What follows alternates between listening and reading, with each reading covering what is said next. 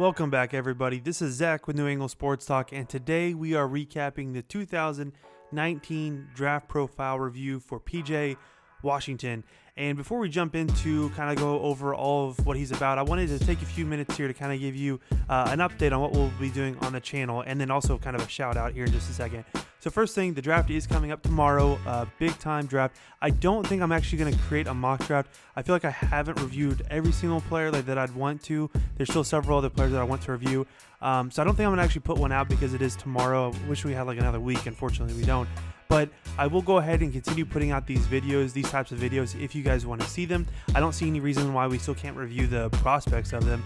Like, for example, Admiral Schofield or anybody else that you guys want to see. I don't see why we can't still review them even after they're drafted. So let's go ahead and review them anyways. Leave your comments below on who you want me to review next, and I'll get to it, I promise, guys. Second thing is also, I want to give a quick shout out for some of the new subscribers we have to our channel. This isn't, I haven't really done this before, but we've got like 4 in the last week or so. So the channel is starting to grow a little bit more, which I'm ecstatic about. Guys, welcome these guys to our channel. And comment below, let them know that you're happy to see them here and to kind of build the community. So first one is Iverson the Fave, next is Big Slim, third one is Nolan Downard, I believe I said that right, and the fourth one is Ro Razi. Guys, if you guys have subscribed and you're not on my list, your settings might show that it's like not a public setting that I can see your subscribers, because I see the numbers rising, but I've only gotten like 4 names of them or 4 notifications from them over this past week, and I think we actually have like 5 or 6. So just a heads up, guys, if I didn't say your name, that's probably why. It's probably in your settings. I don't know that much about it, so I couldn't really recommend on how to fix that, but I want to give a quick shout out for those guys. Let's just jump right in. I know I took a few minutes here to kind of explain that, but let's jump into PJ Washington and see what he's all about. First thing is, he's 6'8", 228 pounds, sophomore forward from Kentucky, fantastic player. We're going to go over, I'm a big Tennessee fan. I know I'm a Lakers fan, so like my teams are all kind of scattered around. My NFL team is the Packers, so like I'm literally all scattered around, but for good reason. We're going to kind of go over his key matchups and what he did to my Tennessee Volunteers on February 16th, but we'll get to that point in just a second. But this guy is fantastic. If you missed his games, if you didn't see a game from him, then you're missing out, guys. First thing, we're going to start with his strengths as usual. He's a huge, high IQ guy. He's got good maturity. He's a real glue guy. So what that means is basically he knows where to be. He knows the right basketball play when he's gonna play, when he's on the court. He's making the right pass, making the right shot, seeing the defense, reading the defense, knowing where the weaknesses are, and that's a huge deal. You can't really teach that. I guess you can with some like just experience with the game, but the fact that he's so young, he's a sophomore in college, he's going to the NBA draft, he's still pretty young, and he's still able to be effective. And we're going to go over his growths in like some of the areas, but like he's still effective given the style that he's got. He's still so effective on the court because of that high IQ. Second thing I wanted to mention as well too, he's got really quick feet. You're going to see in these highlights, a lot of them is a lot of post-up moves and a lot of sweet like hook moves or spin layups or whatever it is. Look at his feet though when you're watching these highlights. His feet are so quick, and it makes him so versatile. Not even on offense either, just on defense as well. He's able to be versatile because he's got good footwork. That's what separates a lot of post players between one another, is quick feet. Not really good feet, good footwork, but it's also just quick feet just in general. The ability to kind of know your position, know where you want to go next, and being able to execute in a blink of an eye. That makes it so much harder and it gives you so much more of an advantage when you're on offense and you're being guarded by the defender. Now, I did want to mention the third thing as well. Third thing is he's got good passing as well too. For a big man, for a power forward, he's got exceptional passing. That's a huge deal. In my comparison, you're going to kind of see where I'm drawing him at, and his passing is a big part of his game. He's unselfish. Again, that kind of draws back to the high IQ part of it. He knows what play to make when he needs to make it, and that makes his post play that much better. When you're able to not just score but also be a deadly passer as well, that makes a world of the difference. And going back on some of the other videos, if you guys have seen it, Jackson Hayes, Taco Fall, some of the other guys that I've reviewed as well, they weren't necessarily great passers. Like, I think if I remember correctly, Jackson Hayes had 9 assists all year long. He didn't even have double-digit assists all year long after 30 games or whatever he played. PJ Washington is a solid passer. He averages about 2 assists a game, and it doesn't seem like a lot, but given the fact that the position he plays, the teammates he played on, kind of the system he's in, the fact that he's able to get good passes, and they don't always have to lead to assists either. A lot of times they can just kind of be a hockey assist, and he's able to kind of set his team up for for winning based off his passing. Let's just jump over to the gross. As usual, guys, this is not an area of weakness. This is just an area where he can try to grow at and be able to improve his odds in being successful next year.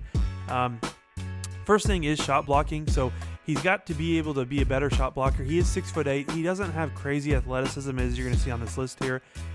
His athleticism would really help out with shot blocking, but he's really not that big of an athletic guy, and his shot blocking kind of shows in that area and where you're going to see this at. He can block shots, so don't get me wrong, but he's not an ideal shot blocker. Considering he's a forward, 6'8", you'd expect him to maybe be a little bit better shot blocking. He doesn't have that yet, but he definitely can, and just understanding the game and that kind of thing. Third thing is his size. He doesn't have ideal size. It would be a big benefit for him if he could kind of grow a couple inches, but I don't know if that's actually in his future or not. But he can't really do much about that. Not a big deal, but he can be effective even though he's a smaller forward, and there's plenty of guys in this draft who's able to do that as well. So he just kind of has to be able to be more effective on his size, and that's not any excuse. Like, he's the same size as Draymond Green. Draymond Green is fantastic, even whether you hate him or whether you like him. He's a fantastic basketball player. So PJ Washington can be effective like that with his size. As long as he's able to kind of cope his game around it, and being the fact that he is 6'8", I think it could go a long way.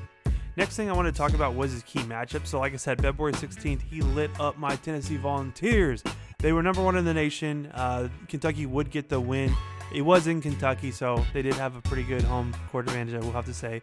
But he got 23 points on 9 of 12 shooting from the field, so not bad at all. That is efficiency, if there ever was a definition for one. And then 5 rebounds. Now, if you take a look at the second game I wanted to mention, was on March 31st against Auburn. 5th in the tournament as far as Auburn was ranked out, and not bad at all. They did lose the game, but he had 28 points on 10 of 18 shooting and 13 rebounds. He was a stat-packed night that night. Fantastic both games. I wanted to mention both of them. One of them was a win against Tennessee. The other one was a loss against Auburn, but you can see in these games, he's shooting efficiently, he's getting rebounds, he's scoring, he's assisting the ball. He's doing a really good job as far as playing his role and being effective. Now, if you were to go see some of the film from those games, you're going to see exactly what I'm talking about as well. He did win some awards as well last year also. He was the first team All-SEC team last year, and then he was also third team All-American as well in the league. So not bad.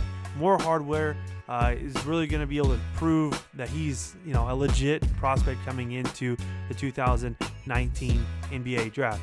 Let's bring up his 2018-2019 stats at this point.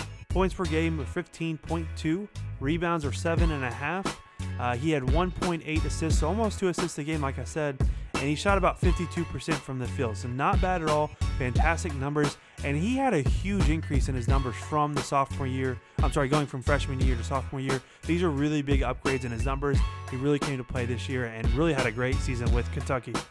Let's bring up his comparison now at this point. This is somebody that I was actually kind of up in the air about. I know I feel like I say that every single video that I'm kind of up in the air, but these kind of comparisons are kind of difficult. But if I have to most likely talk about the type of game that he has, it would have to be a David West or maybe a shorter version as far as height goes as a Pau Gasol. So both guys are pretty good offensively around the rim. Both of them are excellent passing power forwards as well too. Pau Gasol does play a little bit of center, but his primary position is power forward in the league. Pau Gasol is 7 feet, so he's got 4 inches on PJ Washington, but they have very similar games. Both of them are very, very slick around the rim. With their offensive scoring and that kind of thing. They can occasionally jump out to the three-point or even the mid-range to even hit some big-time shots as well. And then also the most lethal part of their game sometimes is their passing, and that's exactly why I kind of felt like it was Pau Gasol or David West. David West does have a little bit more of a similar build to PJ Washington than Pau Gasol does, of course, because of the height. But I wanted to bring it up anyways and see what you guys thought. So guys, that was my review of PJ Washington. Fantastic prospect. We're going to see tomorrow where he goes. I'm thinking either the very end of the first round or the very, very first couple picks in the second round. He could move up to the middle of the first round, but it just kind of depends on how comfortable the scouts are and the teams are at drafting him that early. There's a lot of good players in this draft. This is not by any means a weak draft. I feel like this draft is loaded with some fantastic prospects like we've gone over, guys. So now that the video is over, remember to hit that like button, subscribe if you're not subscribed, and leave a comment. Introduce our subscribers to the channel, and we will see you guys in the next one. Thanks.